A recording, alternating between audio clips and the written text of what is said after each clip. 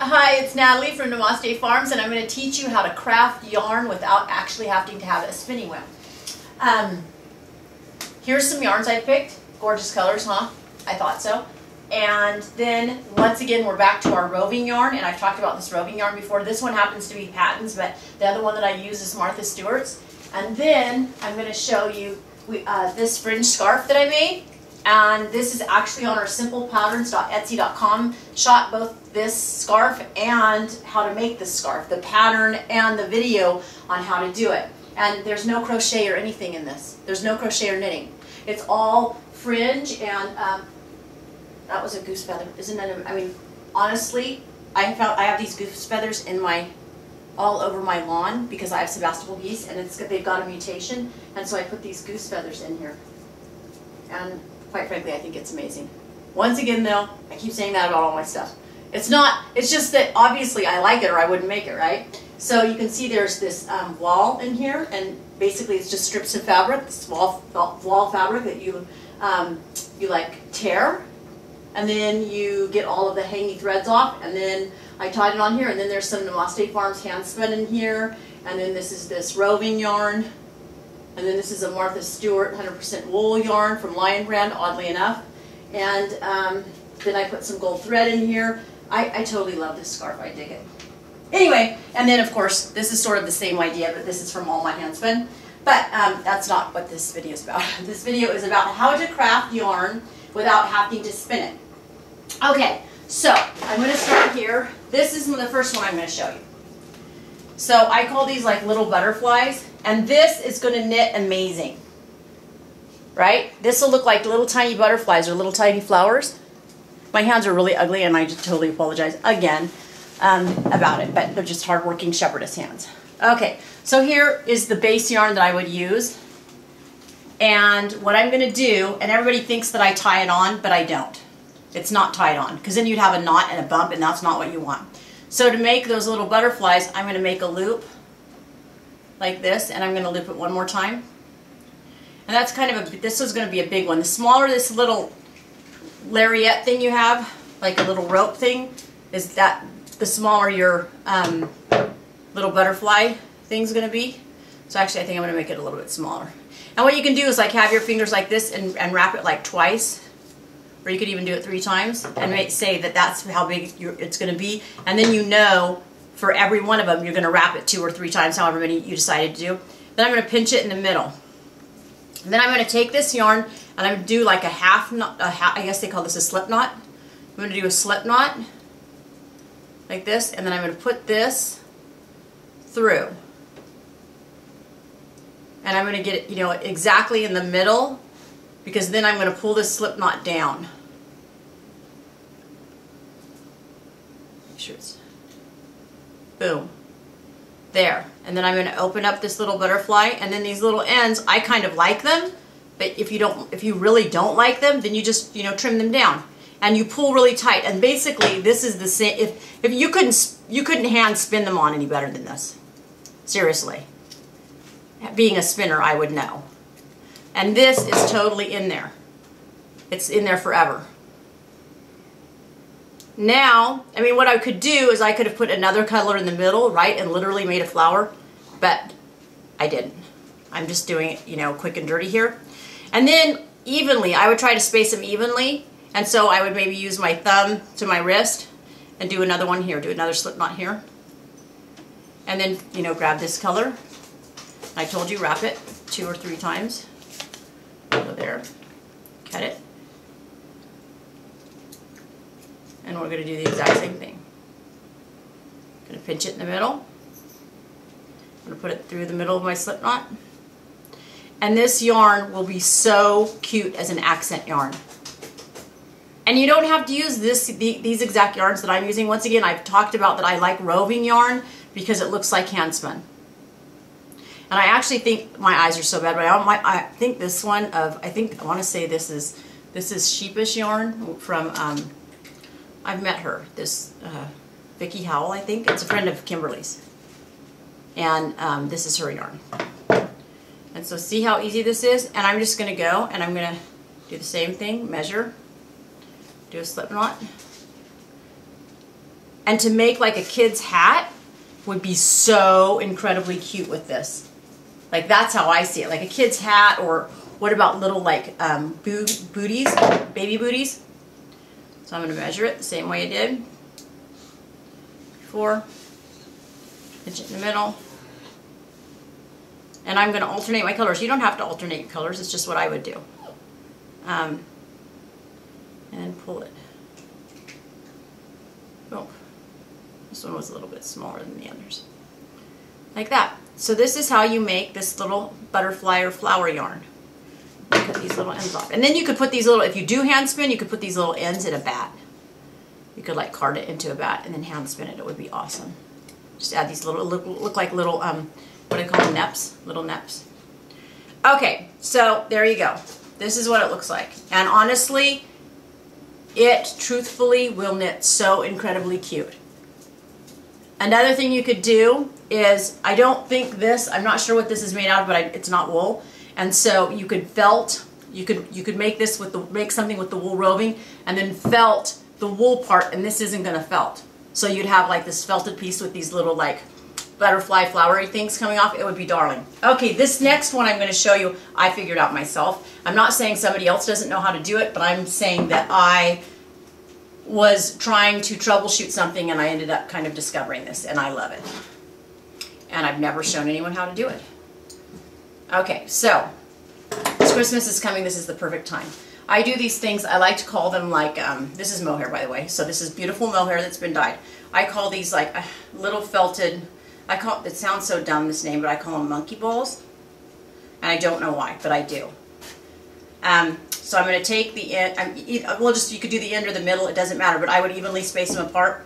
And I'm going to just like pull it apart and then put it around, somewhat around this yarn. I'm not hitting the middle of the yarn. I'm only hitting this mohair here. I'm only touching the mohair. And what I am end up going to want to do is I'm going to want to make something that looks like a pom-pom. And so I have to shape it, right? So, and it's really, it seems like it would be hard, but it is not.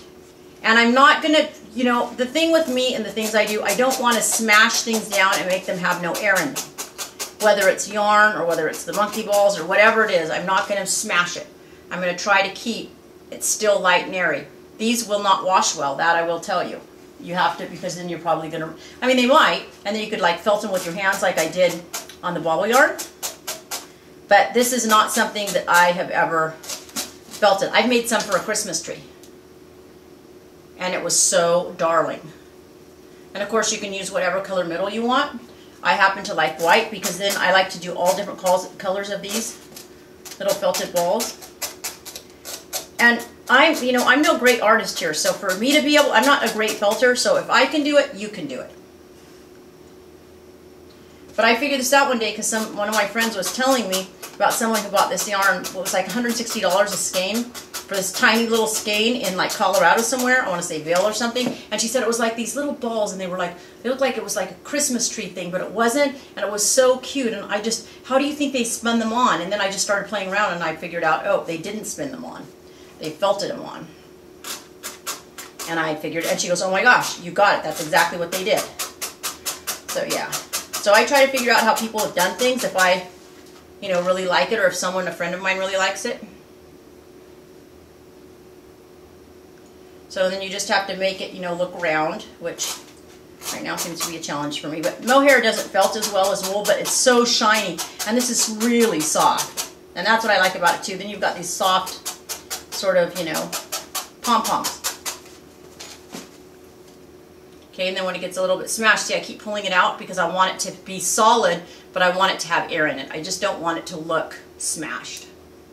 The other thing you can do is you don't have to do it on here. You can actually do it off and then put it, felt it on, but I like to do things the hard way, apparently. So I've added some more on because this one side looks a little bit open. And you'll get good at it. It's never going to be fast. That I will tell you. It's never going to be very fast. But you'll be able to sell them for a lot of money, and they make great like drawstrings. Drawstrings for like sweaters on the end of the sweater. Oh, this one's turning out good. what are you doing? Once again, one of my dogs has to be, one of my 16 dogs, which I don't only have 16. I have 9, but it's making trouble. So this is what it's going to look like, this one. See? It looks like a little ball. And then, like the next one I'll do a, I'll show you, I'll do this salmon colored one will be really good. Because that's a great color. And I love chartreuse. That's my new, well, not my new thing. It's been my new thing for like the last 10 years. Okay, so there's one. I love this. And then this one will be awesome. And now we'll try to do it, you know, I'll felt a little bit of it and then put it on. Right, this way it'll probably be easier. Because then I don't have to avoid hitting the middle, because I don't want to really felt it to the middle.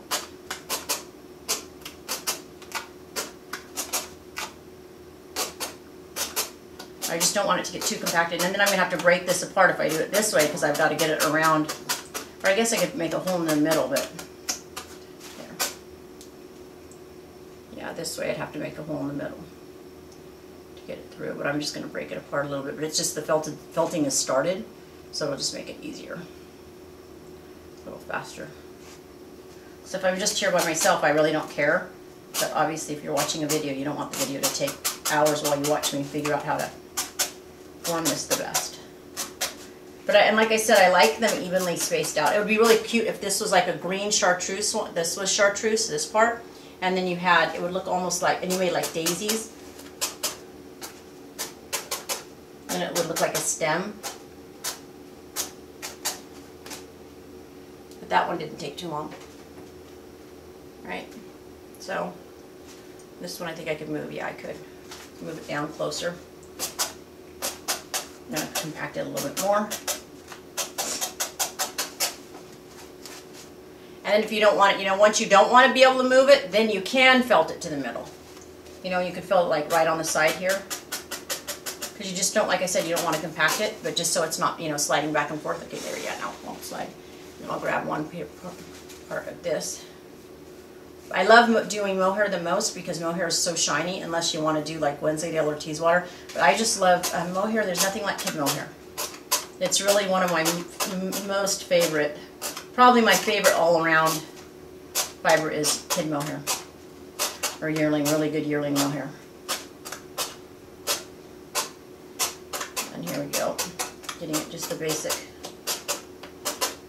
And like you can get those like, they're like, they look like punches, and it has like 3 needles in it. I think Clover makes them, and I lent mine to somebody and then I lost my other one, so that's why Janice Rosema gave me these to use, these felting needles, because I was desperate, which I thought was really nice of her. And of course Roni broke a couple of them. He thought it would be great to throw them, to just punch them into the table. So I have one left that's actually got the needle on the end. It's not broken. And then you just form it around, like my one side isn't very full and nice. I can add more to it. Troubleshoot. And you just troubleshoot. You just do the best you can. You just keep stuffing it in. All towards the middle. All these little pieces towards the middle.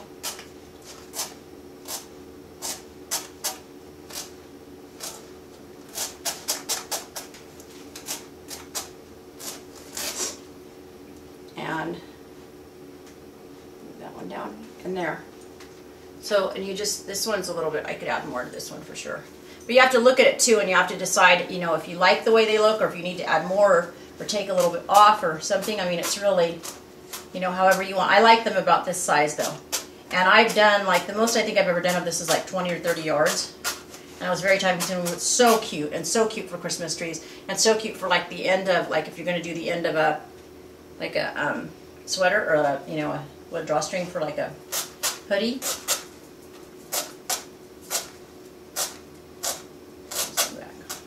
Hey, Scrappy. Okay. Okay.